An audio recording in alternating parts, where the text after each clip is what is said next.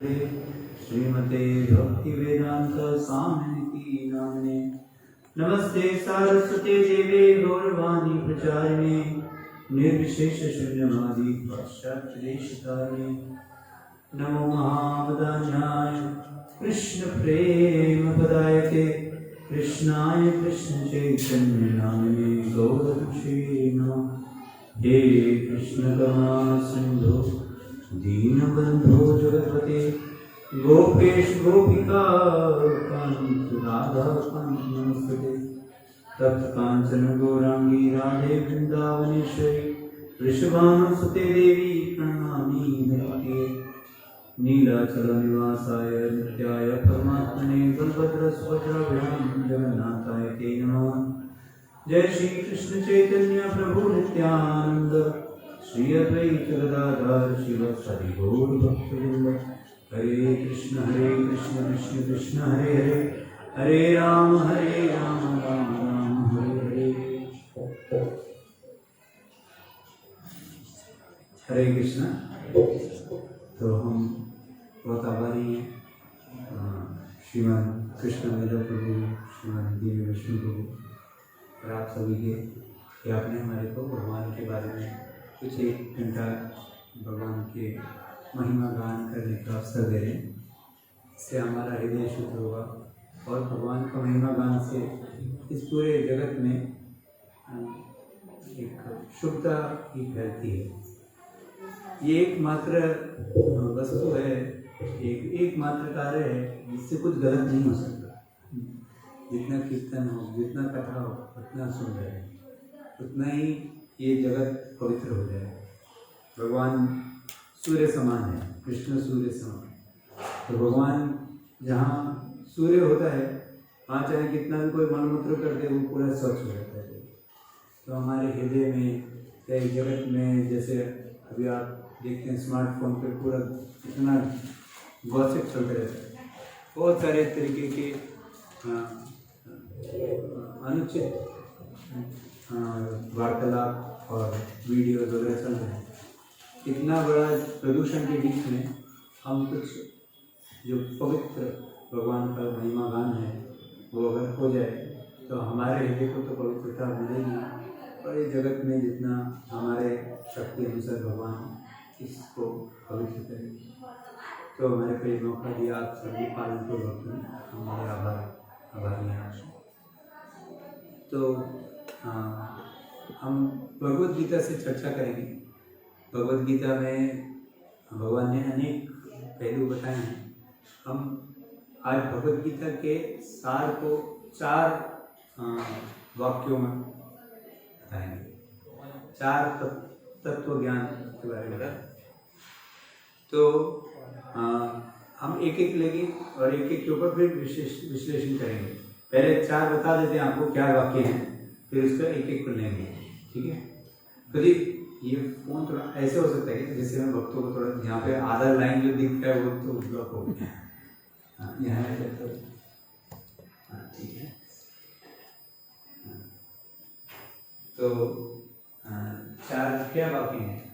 तो पहला चीज है, आप मेरे पीछे लगा सकते हैं, ये शरीर सब कुछ नहीं है। ये शरीर ये शरीर सब कुछ नहीं है। शरीर सब कुछ नहीं है, हम आत्मा हैं। हम आत्मा है। फिर ये जीवन सब कुछ नहीं है, बहुत सारे ऐसे जीवन हमने लिए हैं। ये जीवन सब कुछ नहीं है। तीसरा है, ये जगत सब कुछ नहीं है, इसके ऊपर आध्यात्मिक जगत है। और चौथा है, हम सब कुछ नहीं है, हमारे ऊपर भगवान है। तो ये 4 तथ्य हैं और ये तत्व ज्ञान के आधार पे हमारे साथ भगवान का क्या रिश्ता है भक्ति का, उसके बारे में भी चर्चा करिए। भगवान ने ये बहुत आवाज आ रही है।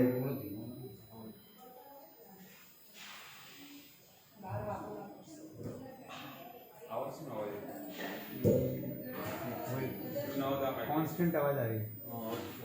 एक्चुअली इसको बंद भी कर सकते हैं, मैं तो ऐसे ही बोल देता हूँ।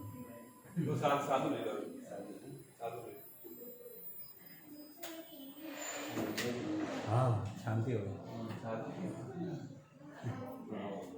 हरे कृष्ण। तो ये बहुत ज़रूरी है हमारे को ये चार तत्व समझना। क्या चार तत्व हैं? एक है हम कौन हैं, हम आत्मा हैं, शरीर नहीं। दूसरा है ये जीवन के परे और बहुत सारे जीवन, मतलब हमारे को पुनर्जन्म का सिद्धांत समझ आना चाहिए। और फिर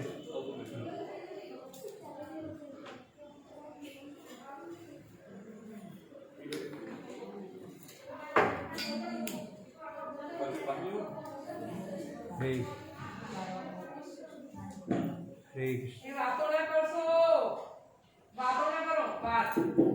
हरे कृष्णा। हाँ, ये अभी अच्छा होगा, धन्यवाद। तो हम वो बता रहे थे कि पहला चीज़ है आत्मज्ञान, दूसरा चीज़ है पुनर्जन्म का तत्व, कैसे पुनर्जन्म होता है, तीसरा चीज़ है इस जगत के परे कैसे जा सकते हैं। पुनर्जन्म लेते रहते हैं हम, तो फिर इसके परे भी जाना चाहिए कहीं पे। तो ये साइकिल में तो चक्रव्यूह में पढ़ना नहीं है, तो उसके परे कहाँ जाते हैं, वो दिव्य जगत है। और दिव्य जगत है वहाँ पे हम शाश्वत रहते हैं आत्मा के रूप में। यहाँ पे आत्मा को शरीर मिला हुआ है, भौतिक शरीर। तो दिव्य जगत में जाने पे आत्मा का भगवान के साथ जो आदान प्रदान है वो क्या है, और भगवान कौन है। भगवान ये जब चार तत्वों को वास्तविक रूप से साक्षात्कार ले लिया हमने, तो हम भक्ति को छोड़ के कुछ और नहीं करेंगे भगवान। तो हम एक एक करके इसके ऊपर चर्चा करेंगे 10-10 मिनट।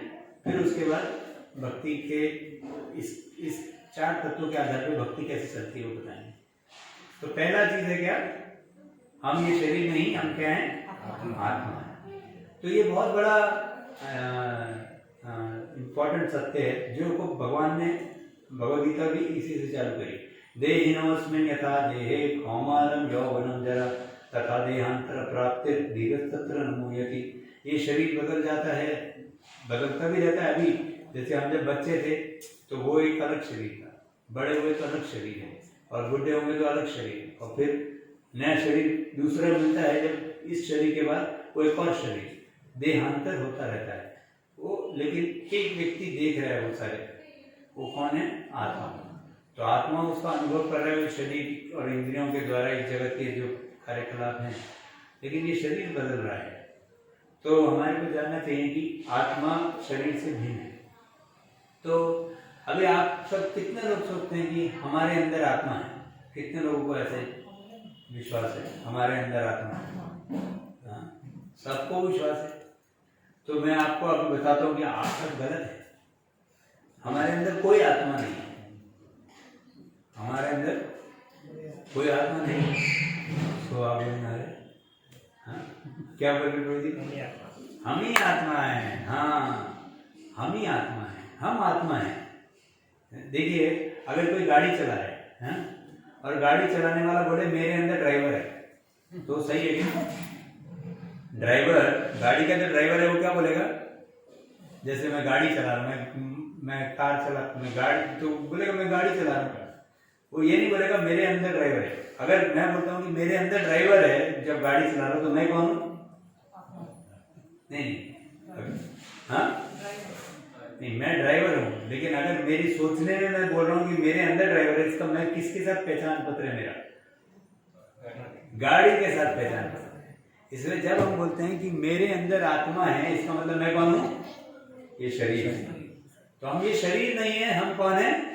आत्मा है। हम अंदर बैठे हैं इस शरीर के और चला रहे हैं। आपने जेसीबी देखा क्या? जेसीबी, वो जेसीबी होता है ना, बड़ा बड़ा उखाड़ के लाता है पत्थर। तो वो जेसीबी कैसे चलता है?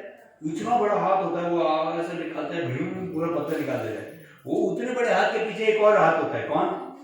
अंदर बैठा होता है वो ड्राइवर, वैसे कर रहा होता है वो थोड़ा सा हिलाता है तो वो इतना बड़ा हाथ निकल गया है। उसी तरह हमारा, हम भी हृदय में आत्मा स्थित है, और ये जेसीबी है बड़ा। तो ये जेसीबी है, लेकिन हम जेसीबी नहीं है। हम कौन है? आत्मा, अंदर बैठे हुए चालक है। समझ गए? ये बिल्कुल सरल उदाहरण है। तो हमारे को कभी भी जब हम सोचते कि हम शरीर और शरीर के जो बदलाव हैं उसके साथ जब हम पहचान अपना बनाते हैं, उसके कारण दुख का भोग करते हैं। दुख और सुख दोनों ही वैसे भोग करते हैं। कोई बोलता है कि अभी ये इंद्रियों को मिल जाए तो सुख होगा, और इंद्रियों से वो छूट जाए तो दुख हो जाता है। सबको गुलाब जामुन मिला, मेरे को नहीं मिला, तो ये क्यों? तो हम इंद्रियों के स्तर पे, शारीरिक स्तर पे कुछ लाभ और हानि को गिनते हैं, वरना आत्मा के स्तर पे क्या लाभ और हानि हो सकती है। तो आत्मा का पोषण, जैसे अभी गाड़ी के अंदर पेट्रोल है तो गाड़ी चलेगी, लेकिन ड्राइवर को क्या चाहिए? खाना, है ना। तो ड्राइवर का खाना और गाड़ी का खाना अलग है। गाड़ी को चलाने के लिए पेट्रोल चाहिए और ड्राइवर को चलाने के लिए खाना चाहिए। उसी तरह शरीर को चलाने के लिए हम खाना देते हैं, आत्मा को चलाने के लिए क्या चाहिए? भक्ति चाहिए। आत्मा किस चीज के तलाश में है? आत्मा भक्ति, भगवान के साथ प्रेम के रिश्ते की तलाश में है। और उससे परे जाने के बाद वो यहाँ पे वो अनेक तरीके के कष्ट भोग रहा है। ममैवांश जीवलोके जीवभूत सनातन मन षष्टानि इंद्रियाणि प्रकृति स्थानी। तो क्या हो गया है? आत्मा है, उसके ऊपर दो आवरण आ गए हैं। एक सूक्ष्म आवरण है सूक्ष्म शरीर का, और एक स्थूल आवरण है स्थूल शरीर का। तो सूक्ष्म आवरण क्या है? मन बुद्धि अहंकार, और उसके द्वारा वो अनेक कार्य करने की चेष्टा करता है, भोग करने की चेष्टा करता है। लेकिन यहाँ पे जो भी चीज को भोग करने की चेष्टा करता है वो उसके लिए स्वाभाविक नहीं है, आत्मा के लिए स्वाभाविक नहीं है। वो उसी तरह है कि गाड़ी, वो जेसीबी के थ्रू खाना खाने की, वो जेसीबी में जो बैठा हुआ ड्राइवर है वो जो जेसीबी का हाथ है ना, उसी से अपने को खुश करने की कोशिश कर रहा है। वो उससे कैसे खुश होगा? उससे तो पत्थर ही उठेगा ना उससे तो खाना नहीं खा सकता वो। तो हमारे को चाहिए हम अपने पहचान पत्र बनाएं, उसके लिए भगवान ने जपा का विधि दिया है। जब हम जपा करते हैं हरे कृष्ण कृष्ण कृष्ण हरे हरे, हरे राम राम राम हरे हरे, तो भगवान चैतन्य महाप्रभु बोलते हैं चेतो दर्पण मार्जनम। तो जो दर्पण है हमारा मन का, वो साफ हो जाता है। उसमें हम फिर अपने को वास्तविक रूप में देख पाते कि हम आत्मा हैं। हमारी शारीरिक चेतना चली जाती है, वरना शारीरिक स्तर पे जब व्यक्ति दिखता है तो उसके भोग करने के और इच्छाएं बढ़ती जाती हैं। उसको लगता है खाओ पियो सो, इसी के अंदर इंद्रियों का भोग करो। और आजकल की जो शिक्षा पद्धति और जो पूरा समाज का दृष्टिकोण है वो और भौतिकवाद होते जा रहे हैं और भौतिकवादी होते जा रहे हैं, और वो शरीर को ही भोग करने के लिए और प्रयास करते हैं। अभी हम अगर देखते हैं कि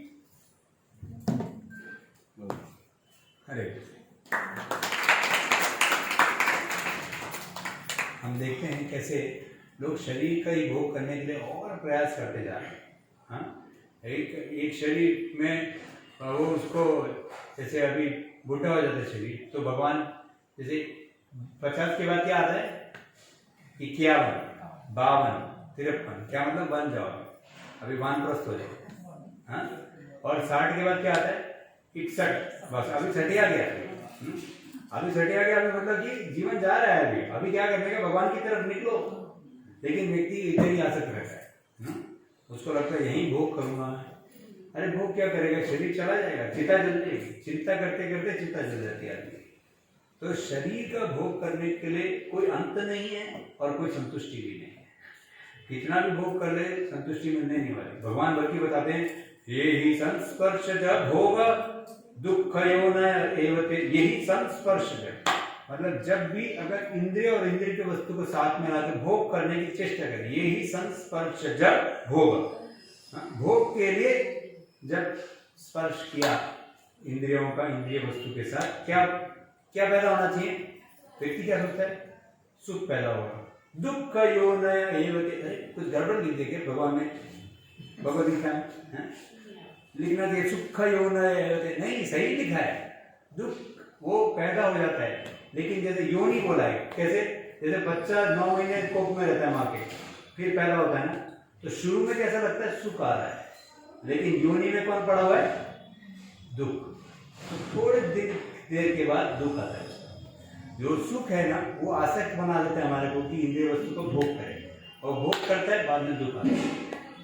तो इसका अभी कोई व्यक्ति होता है थोड़ा गुलाब जामुन खा लेते, थोड़ा गुलाब जामुन खाएगा, एक और खा लेते, 2 और खा लेते, थोड़ा और ज्यादा खा लिया तो क्या होगा? पेट में दर्द हो जाएगा। तो भोग करते समय लगता है कि भोग कर रहे हैं, लेकिन बाद में दुख आता है। तो कोई भी भोग करेगा आदमी इस दुनिया में, उसको दुख ही आएगा। भगवान ने इस जगत को बता दिया दुख खा ले मशाश, उसके बारे में थोड़ी देर में चर्चा करते हैं। लेकिन बात यह है कि हमारे को आत्मा के स्तर पे रहना है, शारीरिक स्तर से ऊपर उठ के। तो उसके लिए हमेशा चेष्टा करते रहना होगा। जितना हम आप देखेंगे आजकल जैसे जो स्त्रियाँ हैं वो अनेक तरीके के अनुचित कपड़े पहनते हैं, हाँ, और लोग मूवी देख के आते हैं, टीवी देखते हैं, उसमें लड़का लड़की बड़े यानी अनुचित तरीके से व्यवहार कर रहे होते हैं, तो उसको देख के व्यक्ति का मन कचरा हो जाता है, प्रदूषण हो जाता है, फिर वो उसी तरह गाड़ी चलाता है। तो गाड़ी के अंदर मतलब भक्ति के अंदर आत्मा को चाहिए वो इंद्रियों के द्वारा शुद्ध वस्तुएं है, जैसे भगवान का कीर्तन, हाँ, या भगवान की कथा, भगवान का शुद्ध नाम। जैसे हम जब बचपन में थे तो रामायण आई थी टीवी पे, आप सब होंगे तब, रामानंद सागर जी ने रामायण बनाई थी, तो आपने देखा होगा संडे को आती थी 9 बजे, पूरा कर्फ्यू जैसा लग जाता था पूरे भारत में, है ना। सब लोग क्या देखते थे? रामायण। उससे पहले टीवी नहीं था भारत में, क्योंकि टीवी की जरूरत नहीं थी, लोग संतुष्ट थे, रिश्तों में संतुष्ट थे और भगवान का चर्चा करने में संतुष्ट थे। फिर क्या हुआ? रामायण आई तो लोगों को लगा रामायण को सुननी है, उसके लिए टीवी आ गया। अभी रामायण बात जो हो गई, टीवी पे सब कुछ आ गया, ETV, Zee TV, PTV, NTV, MTV सब डाल दे, कचरा पेटी डाल दे, पूरा का पूरा कचरा डाल रहे हैं ना। अभी व्यक्ति क्या सोचता है? हम देखिए जैसे पानी पीते समय कितना शुद्ध पानी पीने की सोचते हैं ना, बिस्लरी का पानी पीता है, लेकिन मन को क्या पिलाता है? सब कचरा, सब टाइप का कचरा। स्मार्टफोन उठा उठा के वीडियो यूट्यूब पे देखे जा रहा है, तो सब टाइप का कचरा जा रहा है। तो जब तक मन और इंद्रियों को सही वस्तु नहीं देंगे तो आत्मा को गलत वस्तु पहुंच रही है। शरीर के द्वारा हमारे को ऐसे वस्तुओं के संपर्क में लाना है आत्मा को, जिससे हम आत्मा के स्तर पर उठे। लेकिन अगर हम शारीरिक भोग में अगर लगेंगे और शारीरिक जो प्रदूषित वस्तुएं उनके संपर्क में आएंगे तो हमारा और शारीरिक चेतना बढ़ता जाएगा। जैसे लोग पहले सिगरेट पीते हैं, जिस दोस्ती में एक सिगरेट पी ले ना, और फिर क्या होता है? लत लग जाती है। ऐसे सिगरेट, यहाँ पे गुजरात में पान बहुत चलता है, लोगों को पान एक बार लग जाता है तो छूटता नहीं है, वो पान बाहर निकल रहा होता है इतना ज्यादा, फिर पान चबाते रहते हैं। क्यों? ये लत है सब, चाय, कॉफी, पान, गुटखा, ये सब जो है ये लत है। क्यों? शारीरिक चेतना पे जितना व्यक्ति अभी उसके बिना जी नहीं पाता। तो अगर हमारे को आत्मा के स्तर पे आना है तो ये सब जो वासनाएं हैं उनके ऊपर उठना होगा। उसके लिए भगवान ने शुद्धिकरण का प्रक्रिया दिया है, चेतो दर्पण मार्ग। इससे शुद्धिकरण मतलब कि जो चीज जरूरी नहीं है वो क्यों साथ में, जब भारतीय लोग टीवी के बिना भी जी सकते हैं तो अभी टीवी की क्या बिना टीवी के क्यों नहीं जी पाते? टीवी नहीं हुआ।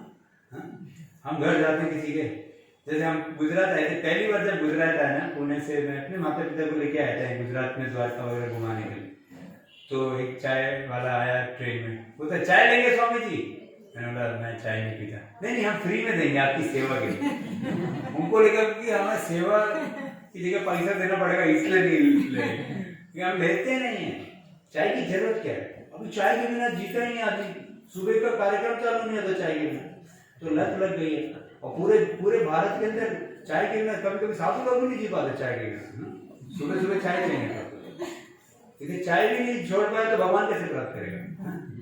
तो ये जरूरत नहीं है। और आपको पता होना चाहिए ब्रिटिश से पहले चाय था ही नहीं भारत में। ब्रिटिश जब आए तो चाय लाए, उससे पहले बिना चाय के जी पाते थे भारतीय। तो टीवी नहीं जरूरत था, चाय नहीं जरूरत था, कॉफी जरूरत नहीं था, ये सब जीटीवी, एमटीवी, स्मार्टफोन की जरूरत नहीं। तो इस सबको जरूरत बना के अगर हम उसके अधीन हो जाएंगे, इसका मतलब हम शारीरिक चेतना बढ़ाते जा रहे हैं। तो कैसे हम भगवान को प्राप्ति कर सकते हैं? एक तरफ बोले भगवान मुझे थोड़ा ये भी बुक करना है, हरे कृष्णा मेरे को गोलोक भी लेके जाने हैं, ऐसा नहीं होता। या तो इधर रहेगा या उधर रहेगा। एक बार नारद मुनि आए थे यहाँ पे, भगवान को बोले भगवान बहुत दुख है जगत में, ये सांसारिक दुखों में पड़े हुए लोग, इनको उठा के वैकुंठ लाना है मुझे। ले आओ जिसको ला सकते, कोई नहीं आने वाला। तो नारद मुनि बोले ऐसा क्या, किसी को भी ले आओ, डिक्लेयर कर दिया, अनाउंस कर दिया उन्होंने, अरे कोई भी आना चाहता है फ्री में वैकुंठ में मैं लेके जा सकता हूँ। तो कोई नहीं आ रहा था, कोई नहीं, बड़े दुखी हो गए, आज कोई आ ही नहीं रहा। फिर एक व्यक्ति बोला सर स्वामी जी मैं आता हूँ आपके साथ। तो वो बोले ठीक है, एक तो मिल गया कम से कम। तो वो जब आए तो वो बोले अच्छा एक बार बताइए कब आप आएंगे? बोले वापिस आने का नहीं है, जाने का, यद गत्वा नान्य होता। अरे फिर तो बहुत काम पड़ा हुआ मेरे को स्वामी। तो कोई आने को तैयार नहीं, क्योंकि जब तक भोग में पड़ा हुआ व्यक्ति तब तक भगवान की तरफ नहीं अग्रसर होता। तो हमारे को अपनी चेतना में देखना चाहिए कितना हम इधर की चीज़ों को बहुत ज़रूरत बना के बैठे हैं। कम से कम रखना चाहिए अपने पास, कम से कम। जो नहीं जरूरत छोड़ दिया, क्या जरूरत है। और जैसे जैसे हम हमारी आयु बढ़ती है, हमारे को और अपनी ज़रूरतें कम कर देनी चाहिए, जिससे हम आध्यात्म की तरफ आगे बढ़े। इसी को तो बोला है ना, जैसे ब्रह्मचारी ट्रेनिंग जो दिया जाता है, आगे जाके गृहस्थ बनता है। गृहस्थ में जाके व्यक्ति ऐसा नहीं कि गृहस्थ में ही रह जाए, उसके बाद वानप्रस्थ ले और संन्यास ले, क्योंकि ये जगत में रहने के लिए नहीं आना है, ये जगत को पार करने आना है। जीसस भी बोलते हैं don't make bridges, don't make houses on bridges, पुल के ऊपर घर मत बांधो, उसको पार कर दो। तो ये जीवन को पार करने के लिए बना है, भगवान के पार जाने के लिए। तो अभी हम दूसरे उस पर आते हैं, ये शारीरिक चेतना को छोड़ के हमें आध्यात्मिक चेतना में आना है। लेकिन जब लोग नहीं आते आध्यात्मिक चेतना में, तो क्या होता है, हम ये जीवन सब कुछ नहीं है, बहुत सारे जीवन लेने पड़ते हैं। तो जो इच्छाएं हैं उसके हिसाब से शरीर मिलता है। यम यम वापि स्मरण भावम त्यजति अन्ते कलेवरम तम तमेवैति कौन्तेय सदा तद्भाव भावित। तो यम यम वापि स्मरण भावम, जो भाव के साथ हम इस शरीर को छोड़ेंगे, त्यजन्ति अन्ते कलेवरम, ये कलेवर को छोड़ा जब, तो जो मन में जो हमारी मानसिक स्थिति होगी, जो चेतना होगी, उसके हिसाब से हमें नया शरीर मिलेगा। ये बिल्कुल सरल सी बात है। देखिए जैसे अगर कोई देखिए दो चीजों के हिसाब से हमारा नया शरीर का निर्माण होता है। एक है जो कुछ पहले कर्म किया है, उससे हमारा पुण्य या पाप जो हुआ है वो एक तरह की पूंजी है हमारे पास। और दूसरा है हमारी इच्छा क्या है, चेतना में इच्छा क्या बढ़ी हुई। जैसे अगर कोई बहुत मांस खाना चाहता है तो उसको क्या शरीर मिलना चाहिए, बहुत मांस, हाँ उसको जैसे कोई शेर चीते का जान मिल जाए। अच्छा कोई उड़ना भी चाहता है तो शेर तो उड़ नहीं सकता, बहुत उड़ना भी चाहता है और मांस भी खाना चाहता है, तो क्या शरीर देना चाहिए उसको। हाँ अभी ये शरीर के अंदर क्या उड़ना है तो हवाई जहाज लेना पड़ता है। भगवान बोलते इतना उड़ने की इच्छा है तो चिड़िया बना देता हूँ तुम्हारे, हाँ, और उसको मांस भी खाने की इच्छा है तो ठीक है गिर बना देता हूँ तुमको, है ना। तो ऐसे भगवान चुनते हैं कि किस शरीर में तुम्हारी इच्छाओं को पूर्ण कर सकते हैं, इस बिना कुछ और ऊपर से लाए। कोई बहुत तैरने की इच्छा रखता है तो क्या बोलेंगे भगवान, मछली बन जाओ, है ना, या कुछ और, मतलब जो भी तैरने वाले जो प्राणी हैं उनमें से कोई शरीर दे देंगे। कोई बोलता है मुझे बहुत खाने की इच्छा है तो क्या लेंगे भगवान, हाथी बना देंगे। कोई बोलता है मुझे बहुत सोने की इच्छा है तो आपको पता है भालू 6 महीने सो सकता, तो 6 महीने सुला सकते। तो कोई बहुत सोने की इच्छा रखता है, मनुष्य शरीर में 12 घंटे सोता है दिन में, तो उसको क्या बोलेंगे भगवान, अरे तो मनुष्य शरीर, जैसे किसी कोई अगर आपका दोस्त है, आप देखते हो उसका उसके पास कोई गाड़ी नहीं है, आप उसको मर्सिडीज बेंज भेंट करते हैं और वो उसका ट्रैक्टर बना के पीछे हल लगा के गुड़ गुड़ गुड़ गुड़ गुड़ गुड़ गुड़ गुड़ चला देता है खेत के। आप क्या बोलेंगे, एक 6 महीने के बाद आएंगे देखेंगे ट्रैक्टर हो गया, वो मर्सिडीज बेंज का ट्रैक्टर बन चुका है पूरा, सब डर डर डर डर हो रहा है। तो क्या बोलेंगे, अरे तुम्हें ट्रैक्टर चाहिए तो ट्रैक्टर ही देता तुम्हारे को, मर्सिडीज बेंज क्यों लिए। तो मनुष्य शरीर किसी एक कार्य के लिए बना है, और अगर जानवर और बाकी जो पशु पक्षी और पौधों की श्रेणी है उस तरीके के कार्य करेंगे तो वो क्या बोलेंगे, भगवान तुमने मनुष्य शरीर खराब किया, तो बेहतर है तुम क्या करो, वही शरीर ले लो जिसके अंदर वो कार्य करने की इच्छा है तुम्हारी। तो भगवान हमारी इच्छा अनुसार शरीर देते हैं। तो हमारे को देखना चाहिए हमारे मन में क्या इच्छा है बाकी है। कोई होता पैसे गिरता रहता है वो, तो भगवान वही वो तिजोरी के अंदर एक मच्छर बना देंगे। हाँ किसी को, जैसे अगर मैं एक व्यास आसन में बैठा हूँ, मुझे लगता है देखो अभी सब लोग मेरा आदर कर रहे हैं, यदि मैं व्यास आसन से आसक्त होगा तो इन पर मच्छर बन जाऊंगा मैं, किसी चीज से आसक्त नहीं हो सकती, जहां आ सकती वहीं पे बैठ जाता। कोई बोलता है मैंने 3 BHK हाउस बनाया था, बोला पूंजी, जीवन भर का पूंजी लगा के ये घर बनाया, वो घर से आसक्त हो गया तो वहीं का चूहा बन जाएगा, पूरे जीवन बिताओ उधर के।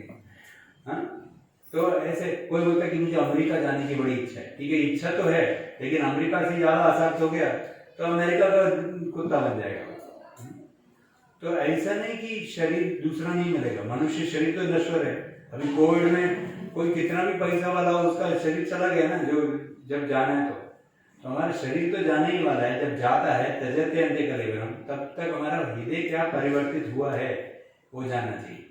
देखिए जैसे हम ट्रेन में जा रहे हैं, अभी ट्रेन में जाते हैं, बड़ा गंदा करते हैं लोग, वो जूता उतारते हैं वहीं पे, जूता सीट पे रखे रहते हैं, देखा आपने, पूरा गंदा होता है, मतलब टॉयलेट की है वो, तो ट्रेन बड़ा गंदा होता है। तो हम जब जाते हैं ना तो एक नैपकिन लेके उसको पूरा साफ करते हैं। तो अगर आप एक पेपर नैपकिन लें और पूरे सीट को थोड़ा सा पानी लगा के सीट को साफ कर दे, तो क्या होगा, ये गंदा हो जाएगा, इसको फेंक देंगे, सीट साफ हो जाएगा। उसी तरह मनुष्य शरीर है चेतना को शुद्ध करने के लिए। हमारी चेतना अशुद्ध है, मनुष्य शरीर ये क्यों, जिसके अंदर हम चेतना को साफ करेंगे और फिर ये शरीर को फेंकेंगे। शरीर को फेंकना ही है, ये कपड़ा है, वासांसी जीर्णानि यथा व्यय नवानि गृह्णाति नरो, ये तो फेंकना ही है, लेकिन ये फेंकने से पहले कुछ काम कर जाना है, क्योंकि मनुष्य शरीर के अंदर ही हम एक काम कर सकते हैं, वो है चेतना को शुद्ध करना। कोई कुत्ता मंदिर आता है क्या, यहाँ पे कुत्ता आता है मंदिर, अगर आ भी गया तो उसको बाहर निकालेंगे, क्यों, क्योंकि कुत्ते के शुद्धिकरण का कोई प्लान नहीं है, कुत्ते को कुत्ता ही रहना है, कुत्ते को वही भौंकना है और भोग करना है, वो खत्म करेगा अपना शरीर। यहाँ पे इतने सुअर घूमते रहते हैं, वो सुअर का कोई प्लान नहीं है, वो विष्ठा खाने में आनंद लेता है। आप विष्ठा खा सकते हैं क्या, विष्ठा खा ही नहीं सकते हम, उल्टी क्या जा ही नहीं सकते, उधर जाता है वो, वहां पे गोते लगाता है। तो कैसे उसको इंद्रियां दी है भगवान ने कि उसके अंदर भी गोते लगा पाता है, क्योंकि वही वैसे ही कार्य किया था। जब वो मनुष्य जाति में था तो शराब पीता था, अभी शराब से इतना बदबू आता है लेकिन शराब पीते लोग। तो जब व्यक्ति ऐसे ठीक कार्य करने में आनंद देता है तो वैसे ही जाति में जाता है, वैसे ही योनि में जाता है, फिर उसको सुअर की तरह फिर निष्ठा खा सकता है आराम से, है।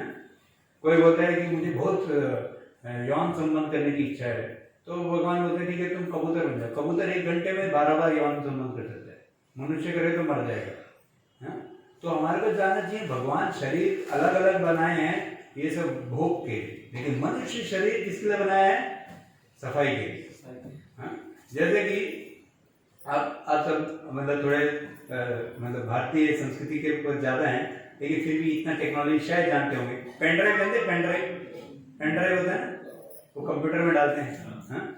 तो कभी कभी कंप्यूटर में डालने की जगह आप कार में भी डाल के म्यूजिक सुन सकते होते हैं, है ना, गाड़ी में म्यूजिक चला देते हैं। लेकिन अगर आपको सॉन्ग चेंज करना है, कोई नया सॉन्ग डालने हैं, तो कहाँ डालना पड़ेगा, तो फिर से कंप्यूटर में डालना पड़ेगा नया सॉन्ग डालने के लिए। उसी तरह हमारे को जानना चाहिए कि जो हमारा सूक्ष्म शरीर है वो अनेक ये स्थूल शरीर ले सकता है। हम हैं आत्मा, सूक्ष्म शरीर के साथ अनेक शरीर लेते जा रहे हैं, लेकिन साफ करने की जो अपॉर्चुनिटी, जो योग्यता मिलेगी वो किसमें मिलेगी, सिर्फ मनुष्य शरीर में। और मनुष्य शरीर को गवा दिया फिर चलते रहेंगे, फिर 84 लाख योनि का चक्कर मारना है। तो इसलिए हमारे को बहुत गंभीर, एक्चुअली प्रभुपाद का लगभग 90% भाषण ऐसे ही थे जिसके अंदर तुम शरीर नहीं हो, आत्मा हो, डरो बेटा, इससे पहले कि पुनर्जन्म हो जाए अपनी चेतना को बढ़ा डालो, भगवान से आसक्त हो जाओ, गोलोक चले जाओ। क्योंकि कोई देखिए बड़ी बड़ी बातें कर सकते हैं, हम लीला कथा कर सकते हैं, लेकिन जब तक हम भौतिक आसक्ति नहीं छोड़ेंगे तो लीला कथा का आनंद उठाना बिल्कुल ऐसे ही है जैसे कि अगर कोई हनी बॉटल है, जो शहद की बॉटल है, उसको बिना ढक्कन खोले स्वाद करने की कोशिश कर रहे हैं। क्योंकि जब तक इंद्रियां अशुद्ध हैं तो हम भगवान की लीला का आस्वादन नहीं कर सकते। इसलिए भगवान ने प्रक्रिया दिया उसका। तो लीला कथा सुननी चाहिए, लेकिन उसके साथ हमारे व्यवहार में बदलाव की जरूरत है। व्यवहार में क्या छोड़ना है, भौतिक आसक्ति को छोड़ते जाना है, और हमारे को ऐसा सोचना है कि ये जीवन गया, कब जाएगा पता नहीं, और ये जीवन गया तो क्या चाहिए मुझे, दिव्य जगत चाहिए, यहाँ नहीं रहने का है। तो यहाँ पे ये शरीर बदलते रहेगा आदमी और बड़ा संकट में पड़ता है। अभी देखिए कुत्ता बिल्ली की क्या गति हो रही है, तो कुत्ता बिल्ली, कॉकरोच, चूहा, पशु पक्षी, कितना वैरायटी है, पर हम उस सब के बारे में सोचते ही नहीं होते कि अरे वो क्या है, वो तो अलग योनियां हैं। और हम इधर के जगत में बड़ा आनंद उठाते हैं, अपने परिवार के साथ सोचते कि यही परिवार रहेगा। देखिए ये जीवन कैसा है, हम हर रोज सोते हैं ऐसे, तो सोते हैं तो जब उठते हैं तो क्या होता है, इसी शरीर में उड़ जाते हैं। अभी मैं एक दिन अगर ऐसे सोऊं और जो सुबह उठूं तो मैं बिल्ली बन चुका हूं। अभी सपोज अगर मैं एक दिन सोता हूँ और अगले दिन बिल्ली के शरीर में उठता हूँ तो क्या होगा उसका? बिल्ली क्या सोचेगी? बिल्ली मेरी क्या डिग्री है ये नहीं सोचेगी, कितना पैसा कमाया वो नहीं, वो तो पिछले जन्म का था। अभी क्या सोचूंगा मैं? हाँ, अभी मैं चूहा कहाँ है? अभी ये जगत का कुछ भी जो मनुष्य जगत के अंदर जिसको हम मायने देते हैं, मेरा इतना जायदाद है, मेरा इतना यश है इस जगत में, परिवार ये दे रहा है वो दे रहा है, उसका कोई मायने नहीं रहेगा। कभी कभी लोग मृत्यु जब आ गई है, सामने आ गई है, तो भी वह मतलब चिता से मतलब मृत्यु होते होते इसका ख्याल रखना, अरे उसको अपनी गति पता नहीं है क्या होगा, उस बाकी परिवार का सोच रहे हैं। और वो परिवार वाले क्या करेंगे? उसकी चिता जला देंगे, फिर से चल भोग करने चल देंगे। वो थोड़ी सोचेंगे, 13 दिन के बाद कोई नहीं सोचता, उसकी चिता का उसका फोटो लगा के माला पहना देंगे। जब मेरे दादाजी के देहांत हुआ था, दादाजी का देहांत हुआ तो दादाजी अपने बड़े बेटे अमेरिका में रहते थे, मेरे पिताजी यहीं पे उनकी सेवा करते थे। बड़े बेटे के विरह में भी चले गए वो दुख में, लेकिन वो बड़ा बेटा आया और बोला कि अरे मेरे को इतना जायदाद में इतना ही क्यों दिया, वो उतना क्यों नहीं दिया? तो कोई किसी का नहीं है उस तरह। परिवार की सेवा करनी है नियम रूप से, लेकिन ये नहीं सोचना चाहिए उनका ही करते रहो और दिव्य जगत का कुछ प्लान बनाया नहीं तो भगवान के पास जाएगा कैसे? इधर ही अटक जाएगा। तो हमारे को पक्का प्लान बनाना चाहिए, इस जगत से बाहर निकले हम, है ना। जब मेरी दादी माँ का देहांत हुआ तो मैं उनके लिए गया था, तब तक मैं भक्ति में आ चुका था। दादाजी का जो तब मैं भक्ति नहीं बता था, तब मैं कॉलेज में नहीं था, स्कूल में था। कॉलेज में आके भक्ति में आया। बाद में जब दादी का देहांत हुआ तो मैं गया था, तो दादी जी का जब अंतिम संस्कार हो रहा था तो अंतिम संस्कार करने वाले जो पंडित होते हैं वो बोले इनके ऊपर एक शॉल बिछाओ, हाँ, और उसके ऊपर चलो जो भी दान देना है देते रहो। तो उसका जो मैं उसकी आंखें देख रहा था, वो बार बार देख रहा है, 1000 का डाला, 2000 का डाला, कितने का नोट डाला। मैंने बोला हर रोज 10 चिता जलाता है, इसको भी पैसे में ही आसक्ति पड़ेगी। तो चिता जल जाती है लेकिन आसक्ति नहीं जाती है। इसलिए हमारे को देखना कि हमारी चेतना कितना ऊपर उठ रही है कि दूसरा शरीर मिल जाएगा और ये 84 लाख का चक्कर काटना ही पड़ेगा। तो आप सोचिए कितना संघर्ष करते हैं लोग इस जगत में अपने भविष्य के बारे में, है ना। जैसे मैं जब IIT के लिए पढ़ाई कर रहा था तो 2 साल के लिए कुछ पढ़ाई खेल कूद नहीं, बस सुबह से लेकर रात तक पढ़ने का। रात से सुबह भी पढ़ते थे लोग, कॉफी पी के रात को भी पढ़ाई करते हैं। IAS के लिए जब पढ़ाई करते तो 6 साल पढ़ाई करते, श्लोक वो हर साल एग्जाम देखते, हर साल फेल हो जाते, फिर भी पढ़ाई करते रहते IAS के। और IAS क्या है, एक पॉलिटिशियन के नीचे रहता है और पॉलिटिशियन भी कुछ साल के लिए रहता है। तो जो लोग इस जगत के लिए इतनी मेहनत करने के लिए रेडी हैं, तो ये जगत के जाने के बाद कहाँ जाने, इस शरीर को छोड़ने के बाद कहाँ जाने वाले उसके बारे में कोई नहीं सोचता। उसके लिए कितनी मेहनत करनी चाहिए हमें? तो जानना चाहिए कि अगर इस शरीर को छोड़ने के बाद कुत्ता बनने वाला तो उसके लिए तो बहुत मेहनत करना पड़ेगा ना। तो ऐसा नहीं कि हम मनुष्य जाति में हैं तो मनुष्य जाति में ही रह जाएंगे। हमारे को जानना चाहिए बड़ा संकट सामने है, मनुष्य शरीर कभी भी चला जाएगा। अभी कोविड के टाइम पे जो बड़े मैचो मैन टाइप लोग थे उनका भी कोविड ने एक दिन में खत्म कर दिया। उसको एक बड़ा बैंक का ओनर था, तो जब उसको ऑक्सीजन की जरूरत थी, ऑक्सीजन नहीं था तो वो खत्म हो गया, पैसा घर पे ही रह गया।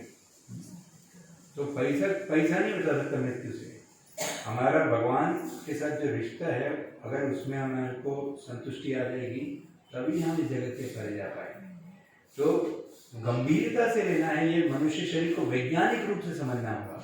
ऐसा नहीं कि अच्छा लगता है, कथा हुआ अच्छा लगा, वो नहीं। ये जो अच्छा लगने वाला सिस्टम है ना, ये बहुत भारतीयों को बड़ा परेशान किया हुआ है। भारत के अंदर बहुत सब लोग अच्छा कथा करते हैं, बाद में जाके भोग भी करते हैं। सुबह लगा के टीका लगाएंगे, दिन भर उनका भोग करते हैं, पैसा भगवान की तरह से होता है, अब भोग करेंगे। ये नहीं, अरे ये जगत से निकलना है मुझे, ये तैयारी करना चाहिए। तब तो व्यक्ति ने वास्तविकता में भगवत गीता पढ़ ली है, वरना अर्जुन ये नहीं बोलता अच्छा कथा दिया भगवान आपने मुझे, 700 श्लोक बड़े अच्छे लगे, प्रेम से बड़ा अच्छा लगा। अरे करिष्य वचनम तवा, अभी आप बोलेंगे तो जंग लड़ता हूँ। जंग लड़ने का मतलब था उनके लिए क्या, उनको द्रोणाचार्य का वध करना था, भीष्म पितामह का वध करना था। सोच सकते हैं आसान है क्या?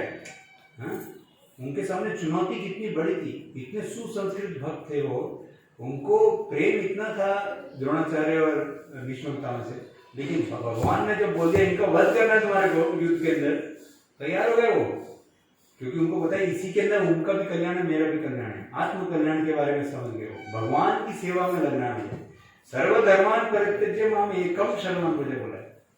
अभी लोग सोचते हैं थोड़ा कृष्ण की भक्ति भी कर लेंगे, थोड़ा ये देवी देवता को भी सोच लेंगे, तो क्या सभी लोग बराबर है? क्या सब बराबर नहीं है? भगवान भगवान है, सभी देवी देवता उनके सेवक हैं, हमें भी भक्ति करनी है। तो जब भक्ति को वैज्ञानिक रूप से समझ जाएंगे तो इस शरीर को एकमात्र भगवान की सेवा में लगा देंगे, तो भगवान फिर खुश हो जाते हैं, ये मेरा गोलोक का कैंडिडेट है ना। वैसा चाहिए हमारे जीवन, उससे गंभीरता जब आती है ना तो लोग फिर देख पाते भगवान के साथ कैसा रिश्ता है। देखिए जैसे आपको सिंपल उदाहरण देता हूँ, एक बच्चा है, हाँ? अगर एक बच्चा है वो बेड से गिर जाता है, कभी कभी बच्चा गिर जाता है ना तो बहुत रोने लगता है, तुरंत चोट लग गई तो क्या होता है, तुरंत माँ आ जाती है और फिर माँ को लड्डू दे देती है, वो लड्डू खा के फिर शांत हो जाता है बच्चा, है ना। अभी अगले दिन क्या होता है, बच्चा फिर से गिर जाता है, हाँ?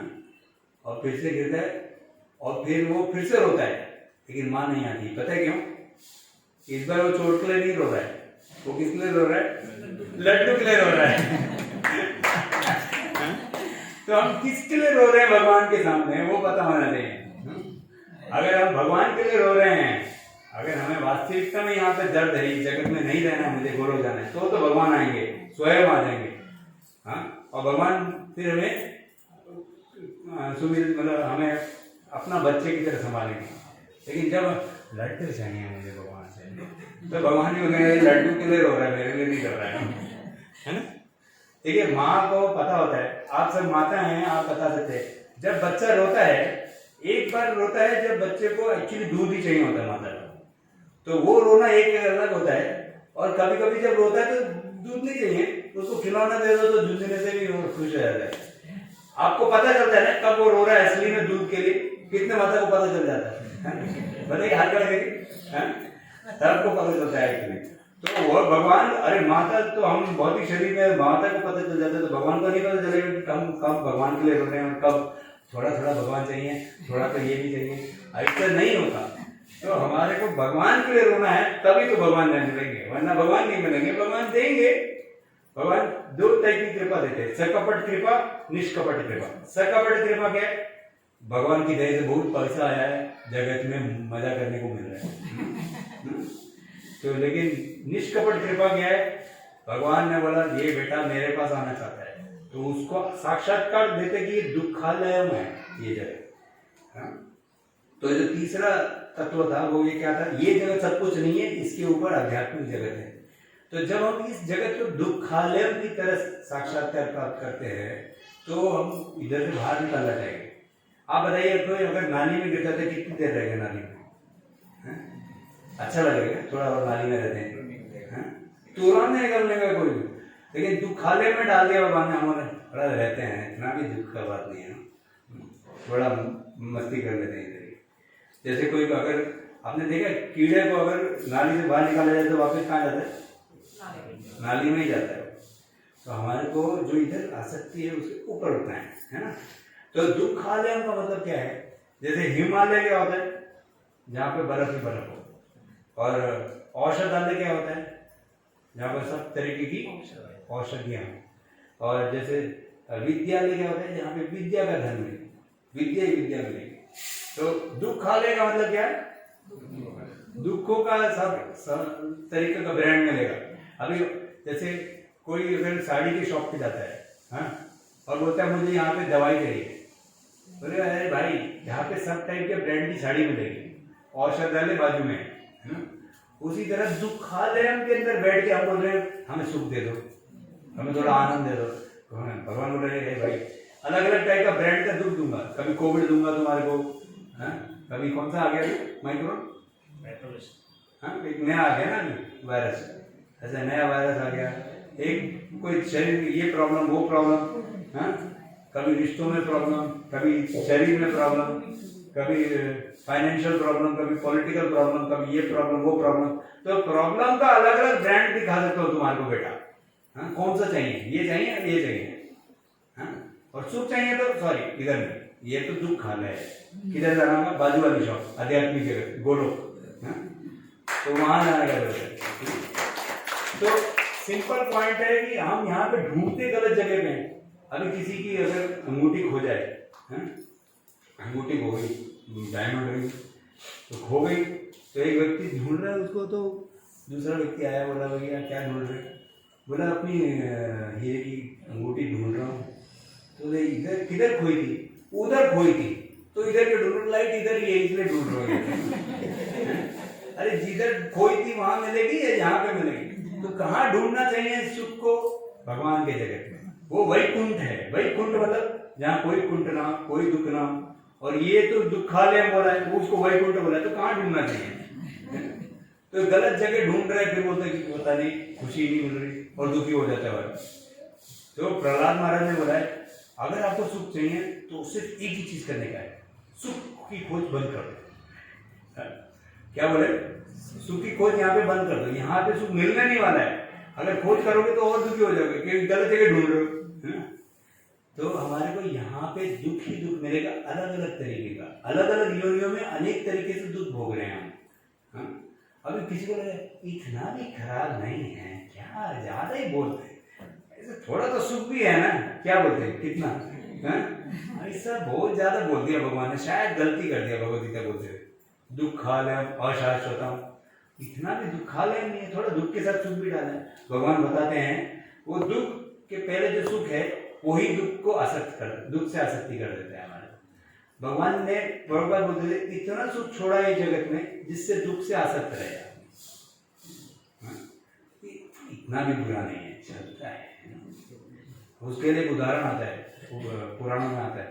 एक आदमी जंगल में पहुंच गया, वो जंगल में मौज करने के लिए निकला था, पीछे से शेर पड़ गया उसके। वो शेर पीछे पड़ा, वो भागा भागा भागा भागा भागा, फाइनली शेर से बचने के लिए एक कुएं में कूद गया। अब कुएं में तो नीचे नहीं आना था उसको, तो उसके एक पेड़ की डाली थी, तो डाली से लटक गया वो। पेड़ की डाली, और डाली भी टूटने, वो लटका जैसी थी वो, वहां से लटकी हुई। तो वो लटका हुआ है, ऊपर शेर घुरा रहा हो। और ये जो डाली है इसके ऊपर दो चूहे, एक काला और सफेद, एक सफेद एक काला, दोनों कुट कर रहे हैं डाली के ऊपर। तो डाली तो टूटने वाली है। नीचे देखकर क्या है, बड़ा सा भाव करके खड़ा हुआ है, लंच बॉक्स रेडी है मेरे लिए। तो ऐसा ऊपर से कुट, इधर से सांप, और ऊपर से ये जो डाली है इसके ऊपर एक छत्ता है मधुमक्खी का, और वो उसने जब कूदा तो मधुमक्खी का छत्ता टूट गया, सारी मधुमक्खियां परेशान। अभी वो इसके ऊपर कर रही है ना, वो बिल्कुल परेशान आत्मा। ऊपर से शेर है, ये दो काट रहे हैं, नीचे सांप है और मधुमक्खियां कट, और बीच में से वो जो मधुमक्खी का छत्ता था उसमें से शहद थोड़ा सा टक करता है ऐसे, तो उसकी जीवा पे गिरता है। बोलते इतना भी बुरा नहीं है। तो यही परिस्थिति हमारी। तो पीछे लगे हुए कंटिन्यूअसली हमारे को परेशान करेंगे, अलग अलग दिक्कतें, तो हम उससे भागने की कोशिश करते थे। एक समस्या पे दूसरी समस्या आती, वो शेर की तरफ पीछे बैठी हुई। तो जब हम पूछते हैं, जब हम इस भौतिक सागर में हैं, तो नीचे के काल सर्प है, वो पकड़ा हुआ है हमारा, किसी भी दिन मिलेगा पूरा। जैसे जैसे हमारा शरीर जा रहा है ना, जैसे अभी अगर हम 50 साल के हो गए तो आधे यहाँ तक समझ लो काल सर्प अंदर बैठा हुआ, अभी बाकी आधा ही बचा हुआ है बाहर। ऐसा है जीवन, है ना। अभी तो आजकल तो 50 साल भी नहीं जीता आदमी, कितना साल जीता है, 70-80 साल जीता। तो मतलब 35 साल का हो गया मैं, तो आधा तो यहाँ तक समझ लो सांप है, आधा सांप के मुंह में हूं मैं ऑलरेडी। वो तो अगर पहले नहीं मृत्यु हुई तो ऐसा आधा ऑलरेडी सांप के मुंह। कितना गंभीर होगा ना, अगर आधा सांप के मुंह में तो कितनी जोर से चिल्लाएगा ना, नारायण ऐसा। लेकिन चिल्लाने को नहीं होता क्योंकि थोड़ा सा भोग करेगा, शहद आ रहा है। तो ऐसा वो आधा ऑलरेडी है, और ऊपर से कुट कुट कुट कुट कुट कुट कुट कर रहा है। वो कौन है? दिन और रात कुट कुट कुट कुट कुट कुट। तो काल सर्प के पास आता जा रहा है।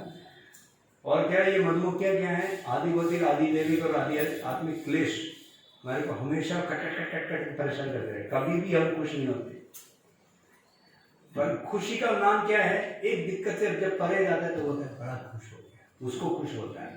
एक दिक्कत से दूसरी दिक्कत में उलझ जाता है और उसके बीच में जो थोड़ा सा सुख मिल गया ना व्यक्ति को, इंद्रिय का सुख या परिवार में थोड़ा सा लोग प्यार से पुकार दे रहे, उसको पकड़ के वो शहर मिल गया बस, है ना। दुखी दुख है जगत। तो कोई बोले ये तो बड़ा निराशावादी व्यक्तित्व है,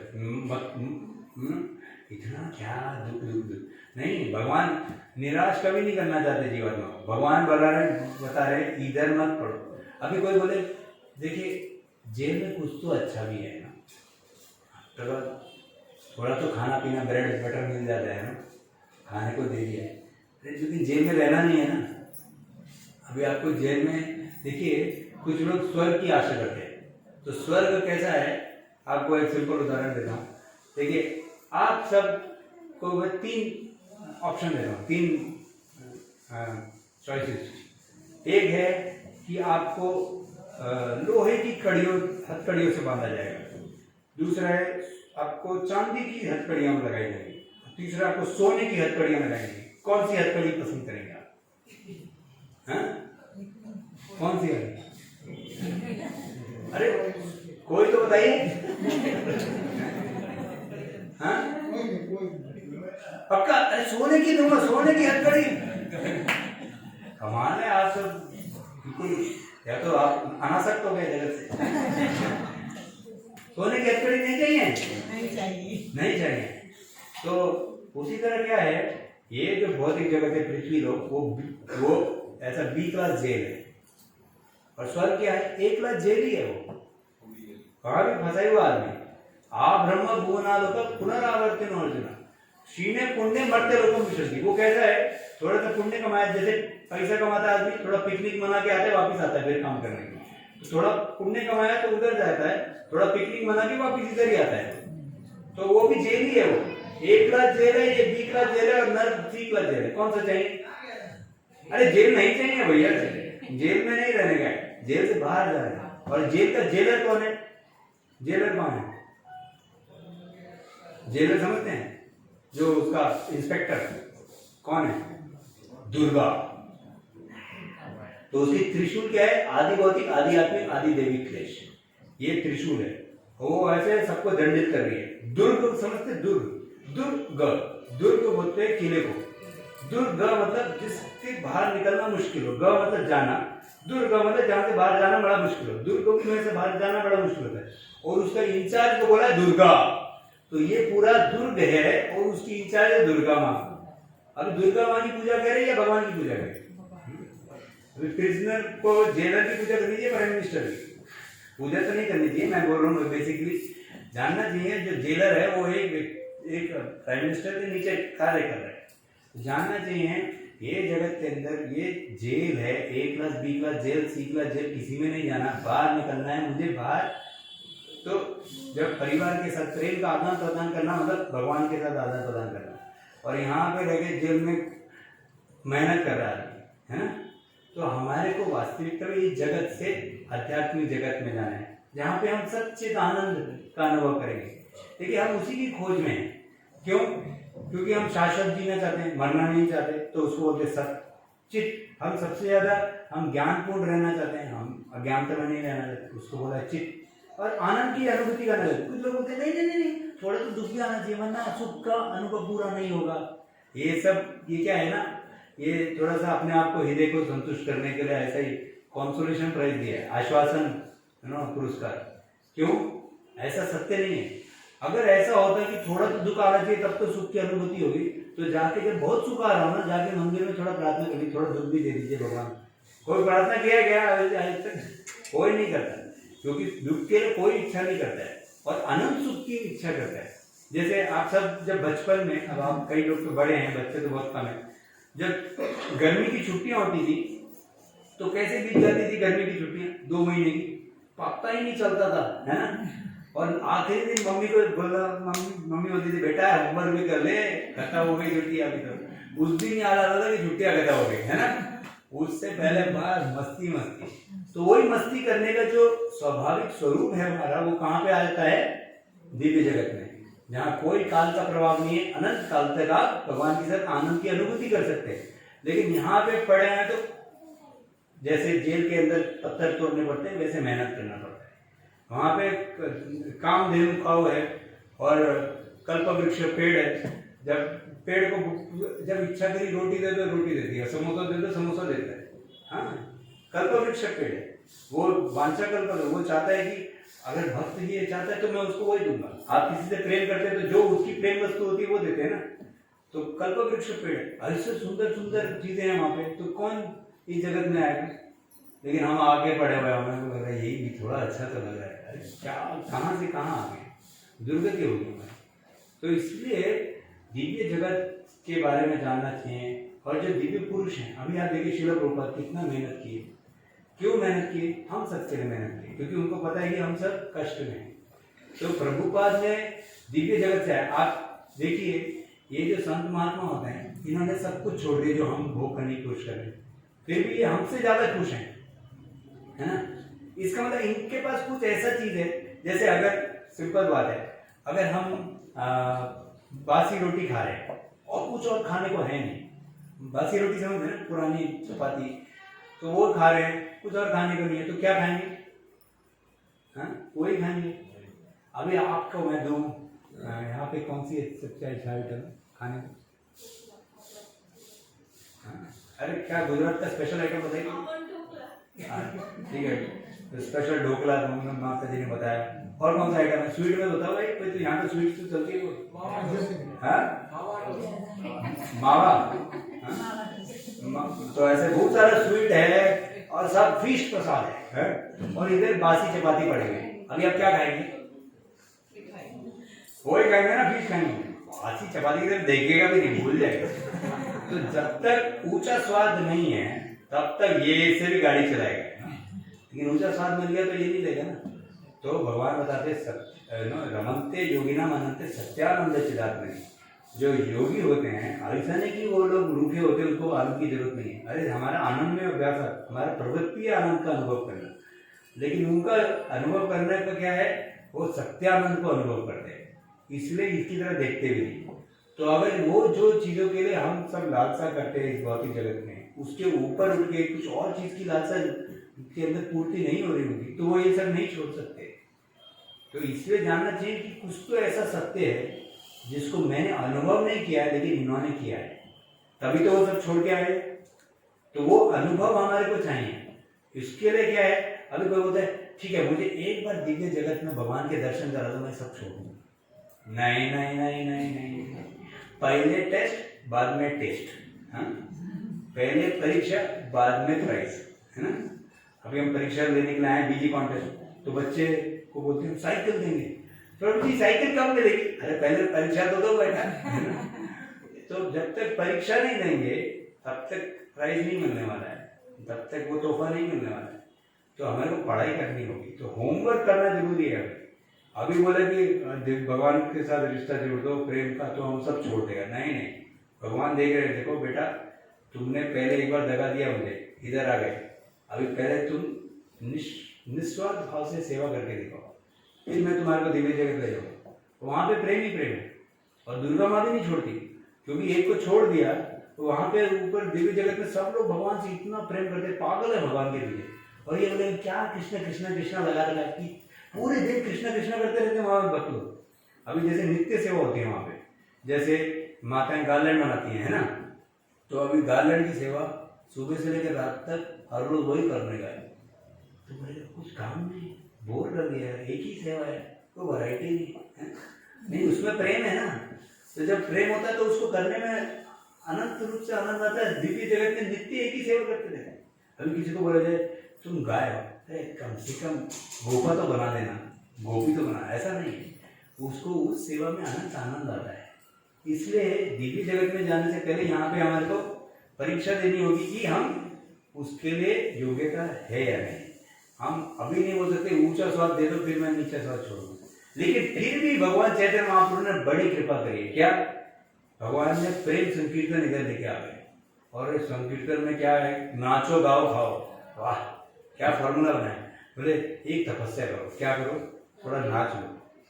क्या तपस्या दी है। और दूसरी तपस्या है, खा लो, थोड़ा प्रसाद खा लो। कोई तपस्या है क्या? तो कोई तपस्या हुई। तो तपस्या के नाम पे भी भोग करा रहे हो। लेकिन ये बड़े चालू हैं भगवान, वो भोग कराने चलते हैं और धीरे धीरे हृदय को शुद्ध कर देते हैं इसी तरह। फिर हृदय में सेवा वृत्ति आ जाती है तो भोग को चिंता भूल जाता है। फिर उसे भगवान आपके लिए कुछ भी करेगा। ये भगवान की स्पेशल टेक्नोलॉजी है। तो अभी चैतन्य महाप्रभु ऐसा नहीं बोल रहे कि बहुत तपस्या करने का, हिमालय जाने की जरूरत नहीं है, परिवार छोड़ने का जरूरत नहीं है। क्या करने की जरूरत है? नाचो गाओ खाओ। हाँ, लेकिन ये नाचो गाओ खाओ शुरू का फॉर्मूला ठीक है, हाँ, लेकिन धीरे धीरे जिम्मेदारी उठानी चाहिए भगवान के लिए। तो जितना हम भगवान के लिए जिम्मेदारी उठाएंगे, अपने जीवन में परिवर्तन लाएंगे, उतना हमारा जीवन भगवान के साथ जुड़ेगा। तो चौथा चीज है कि हम बड़े नहीं हैं, भगवान सबसे बड़े हैं। तो भगवान के साथ रिश्ता जब जोड़ेंगे सेवक के रूप में, तो हमें आनंद आएगा। तो देखिए 5 स्तर होते हैं भक्त के। इसके साथ में विराम दूंगा ये बता के। पहला स्तर क्या है? एक बेनिफिशियरी का आया, कीर्तन में भाग गया, ताली बजाया, बड़ा अच्छा लगा, प्रसाद खाया, चला गया, बहुत आनंद आया, आज के आनंद की जाए। तो ये पहला स्तर है, हाँ? इसके ऊपर जो भक्त जाता है, जो भगवान से रिश्ता और जुड़ जाता है, उसको वास्तविक जो कृपा मिली है, खाते खाते क्या कृपा मिलनी चाहिए, दूसरा स्तर आना चाहिए। वो क्या है कि वो सिर्फ लाभ नहीं उठाता, वो सोचता है अब मुझे भगवान की कुछ सेवा करनी चाहिए। तो वो किस तरह सेवा करता है? बोलता है ठीक है प्रभु जी, जब मैं आऊँगा तो उसको कुछ कुछ अच्छा लगता है। कभी कभी आता है वो, और ठीक है आज मैं प्रसाद सर्विंग कर देता हूँ, आज प्रभु जी मैं ये दान दे दूंगा। तो वो कभी ये कर देता है, कभी वो कर देता है, कुछ सेवा इधर उधर करता रहता है। इसके ऊपर एक व्यक्ति आता है, तो ये दूसरा स्तर है कॉन्ट्रीब्यूटर, वो कुछ सेवा देता है भगवान। तीसरा स्तर है कि अभी वो सिर्फ ऐसे सेवा ही नहीं देता, वो उसको बोलते हैं कमिटेड। कमिटेड का मतलब क्या है? वो पक्का इतना माला करेगा, भगवान आपके लिए हूँ मैं इतना माला करूँ ही करूँ। मैं एक कार्यक्रम देता हूँ युवकों का, तो वो एक युवक ने 16 माला चालू कर दिया तुरंत। और मैंने बोला अरे तुम्हारा जॉब वगैरह भी? जॉब तो है प्रभु जी, लेकिन साधना करना है तो करना है, समर्पण करना है तो करना है। मैंने बोला क्या समर्पण? तो कमिटमेंट, ये ऐसा करना है तो करना है। जैसे खाना खाना बोलते हैं क्या? नहीं बोलते। खाना खाना है तो खा ही रहता है। और ऐसे ही जब करना है तो करना है, सुबह उठना है तो उठना है ना? ये कमिटमेंट चाहिए। ये कमिटमेंट समझते हैं? एक क्या बोलते हैं उसको हिंदी में, क्या बोलेंगे उसको? प्रतिबद्ध होके, है ना? एक हाँ प्रतिज्ञा ले लिया, ये मेरा करना है। और वो कैसा? वो जैसे अभी प्रभु जी हर हफ्ते में ये सेवा करूंगा, ऐसा सेवा में कमिटमेंट, साधना में कमिटमेंट, है ना? हर एक चीज में प्रतिज्ञा लेता है कि ये इतना तो करना ही है मुझे। अभी मैं देखता हूँ कोई माता बूढ़ी भी हो जाती है, वो माला बनाती ही रहती हैं, जीवन के लास्ट दिन तक माला बना के गई है ना? मतलब उन्होंने तय कर ली ये मेरा जीवन का वो है, भगवान को सेवा है। तो ये हो गया कमिटेड से भक्त। माला इतना करना ही है और सेवा ये करना ही है और भक्तों के संग में आना ही है। ये सब जो कमिटमेंट से दिया। दूसरा क्या है? जब आया तो सेवा कर दिया, है ना? वो ऐसा है। तो पहला था सिर्फ सुनता है, ताली बजाता है और चला जाता है। उसके ऊपर क्या है? थोड़ा सेवा भी कर जाता है। तीसरा ऊपर और क्या है? अरे पक्का है वो, उसको बोल दिया तो होता है वो। ऐसा नहीं कि रवि जी सॉरी रवि आज नहीं, आप देख लीजिए। चिंता आपकी, सेवा मैं करता हूँ लेकिन चिंता तो आप ही की है। नहीं प्रभु जी मैं करूँगा। और चौथा उसके ऊपर व्यक्ति है, वो है डेडिकेटेड। डेडिकेटेड का मतलब क्या होता है? अरे उसमें जिम्मेदारी उठा ली तो मतलब आप बिल्कुल, जैसे अभी कोई बोलता है प्रभु जी प्रसादम सर्विंग में पूरे, वो पूरा डिपार्टमेंट संभालता है। सिर्फ अपना ही सेवा नहीं देखता, दूसरों का भी सेवा देखता है। और 16 माला करता है, हाँ, और 4 नियम पालन करता है, पूरा पक्का और पक्का हो गया। अभी कैसा वो वो इतना जिम्मेदार है कि अभी वो उस स्तर पे है जहाँ पे गुरु उसको शिष्य के रूप में स्वीकार कर सकता है, क्योंकि अभी वो गुरु के अनुसार जीता है, अपने अनुसार नहीं जीता है ना। तो इतना गंभीर जब वक्त हो जाता है, उसके बाद ऊपर इसके आता है मिशनरी। उसको तो बोला प्रभु, जैसे प्रभुपाद थे, उनको बोला पाश्चात्य देश का पार लगा दो, ऐसा बोल दिया। और घर गृहस्थी में थे, उनको बोल दिया पार लगाओ। वो अभी किसी को हमारे को बोल दिया जाए उस शहर में जाओ, नया प्रचार केंद्र खोल दो, ऐसा समर्पण। उसको बोलते मिशनरी, प्रचारक, जो धर्म प्रचार के लिए अपना सब कुछ न्यौछावर किया हुआ है, वो उसके ऊपर है। तो ऐसा भक्त तो भगवान को पूरा अधीन है, और फिर भगवान भी उसका समर्थ है। तो ये प्रेम के स्तर बढ़ते जा रहे हैं। तो जितना हम अपना शरणागति बढ़ाएंगे, उतना भगवान से भक्ति प्राप्त करेंगे, और फिर भगवान हमारे को भक्ति का आस्वादन करेंगे। तो इस दिव्य जगत की तरफ हमारा चेष्टा बढ़ता जाएगा, मतलब और जुड़ता जाएगा, और यहाँ से सब आसक्ति अपने आप छूट जाएंगे। लेकिन हम यहाँ पे अगर आसक्त रहेंगे और ये नहीं पकड़ेंगे तो कभी नहीं पकड़ेंगे, तो इधर ही रहेंगे। तो हम यहाँ पे विराम देते हैं। तो हमने आपको 4 तत्वों के बारे में बताया। हम ये शरीर नहीं है, आत्मा है। ये शरीर सब कुछ नहीं है, पुनर्जन्म होता है। पुनर्जन्म के 2 कार्य होते हैं। एक तो दो तरीके से होता है, एक तो 2 पहलुओं से होता है, एक तो इच्छा और दूसरा पुण्य और पाप कर्म। और ये सब चीज़ों के ऊपर जाके हमारे को पुण्य पाप में लग के ऊपर नीचे नहीं जाना है, हमें आध्यात्मिक जगत जाना है। वो 30वां तत्व था। और आध्यात्मिक जगत में भगवान के साथ सेवा में लगना है, प्रेम की सेवा करनी है। वो प्रेम के अनेक तरीके के प्रैक्टिकल लेवल पे, व्यवहारिक रूप पे हमारे को कैसे स्तर आगे बढ़ता है वो देखना है, जिससे हम पूरा भगवान को न्यौछावर होकर इस जगत के पार जाके गौरव जा पाए। तो हम यहाँ पे विराम देते। किसी को कोई प्रश्न हो तो 5 मिनट ले सकते। किसी को कोई प्रश्न, कोई मैंने त्रुटि करी हो, कुछ बोलने में आपको अपराध हो गया तो माफ़ कर दीजिएगा। मैं बस अपने अनुभव और भगवान के शास्त्र और गुरु के जो अनुसार सुना है वो बताया आपको। कुछ मेरे से गलती हो तो माफ़ करिए। आप सब मेरे वरिष्ठ हैं, आप बहुत आदरणीय हैं, मैं बस दोहराया है। कोई प्रश्न है, कोई कमेंट है, बता। कोई प्रश्न नहीं है, सब कुछ गलती हो गई मुझसे, बुरा मान लिया। ठीक है, तो हम यहाँ पे विराम देंगे। दिव्य विष्णु को आप देखेंगे। श्रील प्रभुपाद की जय। हरे कृष्ण।